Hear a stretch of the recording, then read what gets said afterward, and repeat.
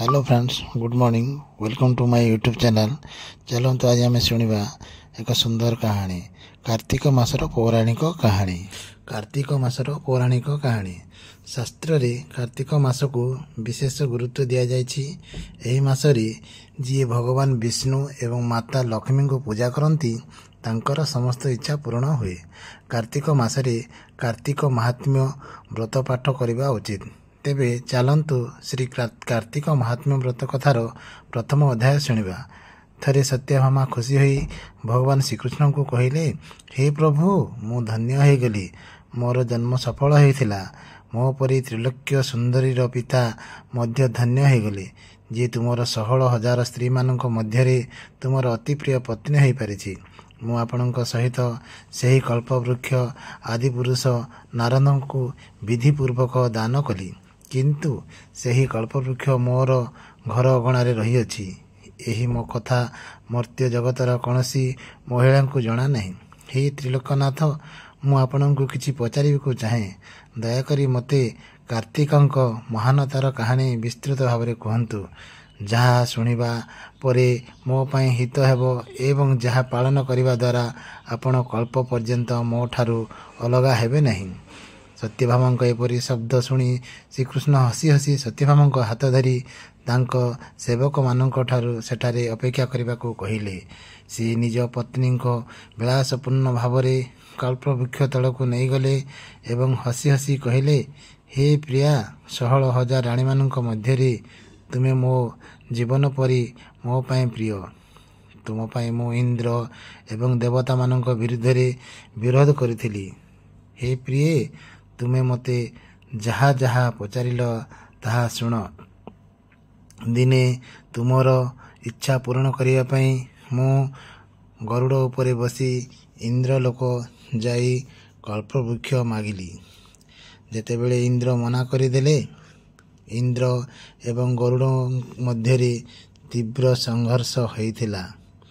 गौ लोकरे मध्य गरुड़ गाई मानक सह युद्ध करथिले। गरुड़क थंट बाजी तांक कान एवं लांज खसिबाकू लागिला, जेउथिरु 3टी जिनिस जन्म हला। कानरू तमाखु, लांजरू कोबी एवं रक्तरू मेहंदी तैयारी होई जाइथिला।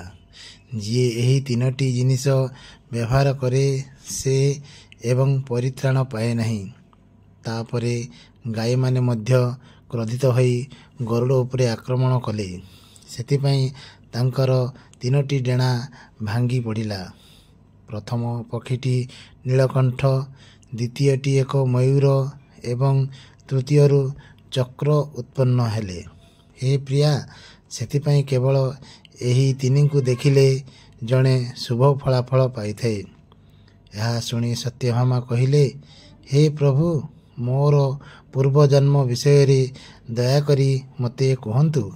मोर पूर्व जन्म रे कौन दान उपवास एवं जप मु करी नहीं। मोर स्वभाव किपरि थिला, मोर सृष्टिकर्ता किए एवं मते मर्त दुनिया रे काहेकि जन्म हेबाकू पड़िला। मु कौन पुण्य कार्य करिथिली जहा द्वारा मु आपणकर अति प्रिय धर्मपत्नी होइगली। श्रीकृष्ण कहले, हे प्रिया, वर्तमान मु तुमको पूर्व जन्म रे करिथिबा गुणात्मक कार्यगुड़िक विषय विस्तृत भाव में कहूची। यह शुण।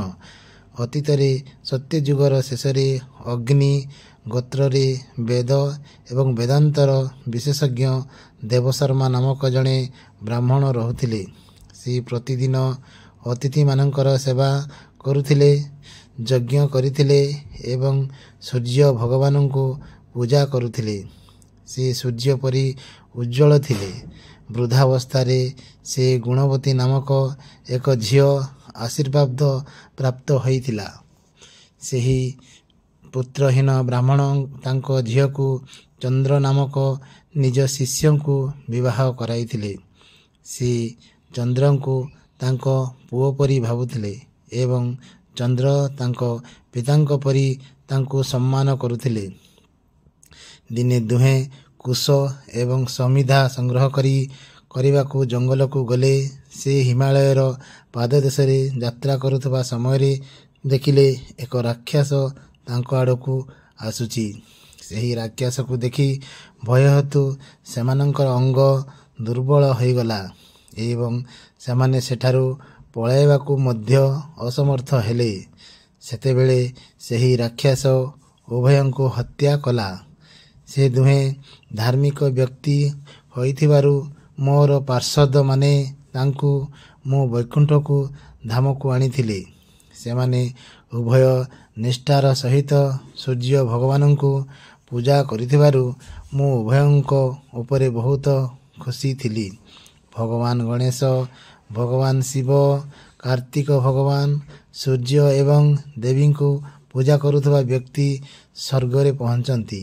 ଯେତେବେଳେ ଦୁହେଁ ବିମାନରେ ଚଢ଼ି ସୂର୍ଯ୍ୟ ପରି ଉଜ୍ଜ୍ୱଳ ଏବଂ ତେଜସ୍ୱୀ ରୂପବାନ ଚନ୍ଦନମାଳା ଗଳାରେ ପିନ୍ଧି ବୈକୁଣ୍ଠକୁ ଆସିଲେ, ସେମାନେ ଈଶ୍ୱରୀୟ ଭୋଗ ଉପଭୋଗ କରିବାକୁ ଲାଗିଲେ।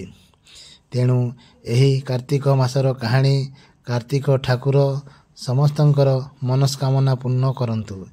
କାର୍ତ୍ତିକ ମାସର କାହାଣୀ କହୁଥିବା ଏବଂ ଶୁଣୁଥିବା ସମସ୍ତଙ୍କ ପ୍ରତି କୃପା ଦୃଷ୍ଟି ରଖନ୍ତୁ। ଭିଡ଼ିଓରେ ଆପଣଙ୍କ ମନ୍ତବ୍ୟ କ'ଣ ନିଶ୍ଚୟ ଆମକୁ କମେଣ୍ଟ ମାଧ୍ୟମରେ ଜଣାନ୍ତୁ। ଭିଡ଼ିଓଟିକୁ ଗୋଟିଏ ଲାଇକ୍ କରି ସାଙ୍ଗମାନଙ୍କୁ ସେୟାର ମଧ୍ୟ କରିଦିଅନ୍ତୁ।